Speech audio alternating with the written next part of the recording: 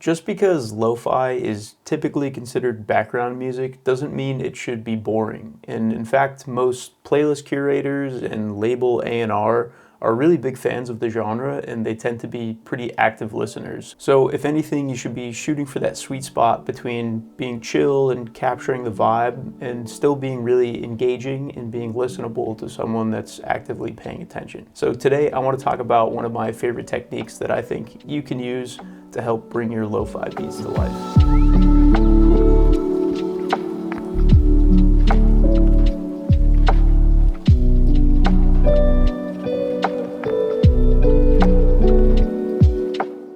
And to do this, we're going to be talking about my track Drifting Off, which I released a couple of months ago as part of a Midnight Melodies compilation with Everdream, Purple Crunch Records, and Homework Radio. So big thank you to those guys for supporting this release. This is honestly one of my favorite tracks I've released to date, and I think a lot of it has to do with this exact technique that we're going to get into. So let's hop into FL and talk about it. Now, essentially the big picture thing that I want to focus on today is that if you treat your melodies like voices in a scene, that can help it feel more like a conversation. And I hope that's going to make more sense as the video goes on, but maybe the best way to show you is just to show you. So with the way this track starts, it's just an arpeggiating piano with a higher piano melody and some textures going on. You can take a listen here.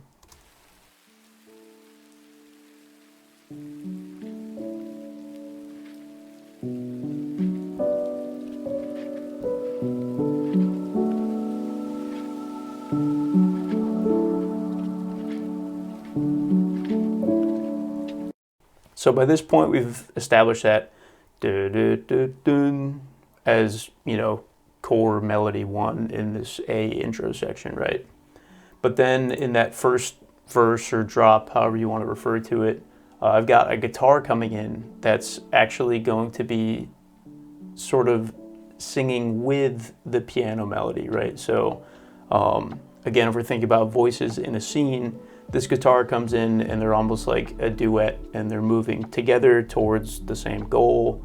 They're working with one another, not in opposition and not a back and forth at the first part. So here's that, the voices working together in this first drop.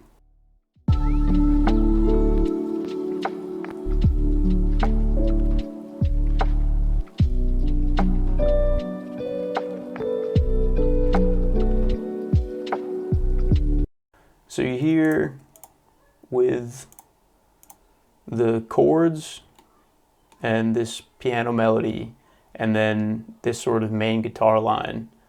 The first part of the guitar line follows the chord part of the melody, and the second part follows this main piano melody. But in both cases, it's moving with the other voice being the chord. So let's hear that one more time with maybe a better explanation.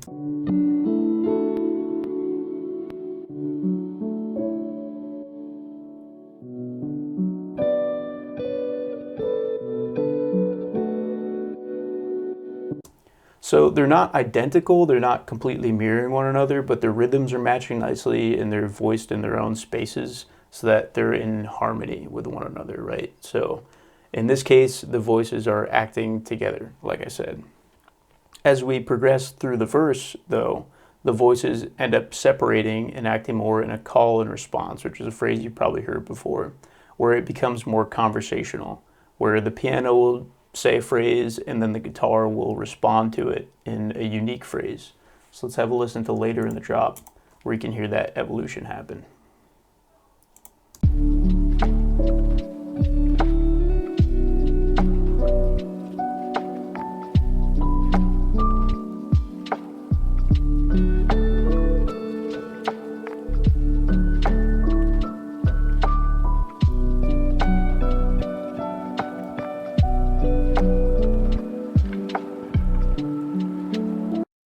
So you heard right away the piano said its line and then the guitar replied quickly, and then a few bars later the guitar had some kind of breaks between the mirrored line that it was responding to. So all of this that I'm trying to get at is if you start thinking of your melodies more like voices and less like just pieces of harmony, you can think of interesting ways for them to interact with one another that makes it feel more engaging, even though none of these melodies are doing too much to change within themselves. You know, if we listen to only the guitar line, there's not a ton of variance through the guitar line.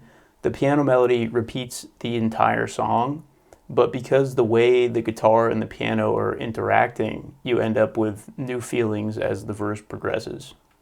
So the one other thing I want to introduce on this concept is just in this second drop, the later verse, I guess, we've got a new voice that comes in that sort of complicates the conversational picture. It makes it a little bit more hectic, but it's another example of how we can layer different melodies to sort of interact with one another and make it engaging, you know, bring it to life. So let's listen coming out of the bridge into that second verse.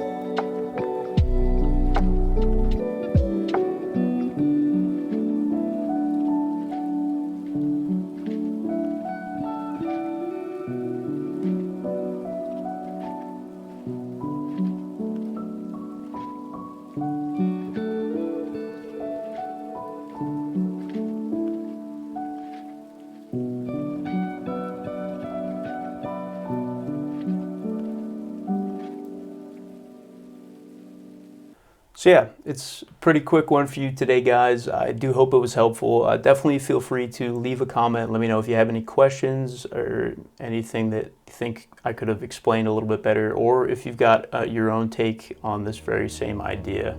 Anyway, thank you guys for stopping by.